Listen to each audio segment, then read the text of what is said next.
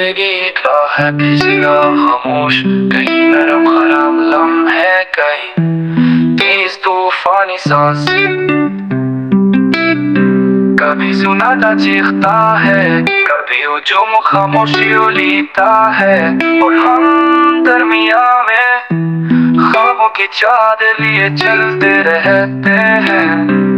वक्त कभी मेहरबान लगता है, कभी हाथ से तस्वीर जैसा बेरंग। हम लम्हों को कैद करना चाहते हैं, मगर वो घरों वाले बंदे बन जाते हैं और उड़ जाते हैं अफ़क़ की तरफ जहाँ नजर नहीं बन जाती।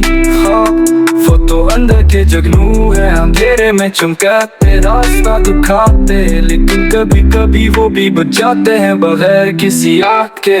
खुद ही इकबाल की सदा है वो, जो दिल में विदा हो तो इंसान पहाड़ों से टकरा जाए, वरना हुजूम का एक चेहरा बन के रह जाए। जिंदगी पूछती है, क्या तुम जागते हो या सिर्फ चलते हो?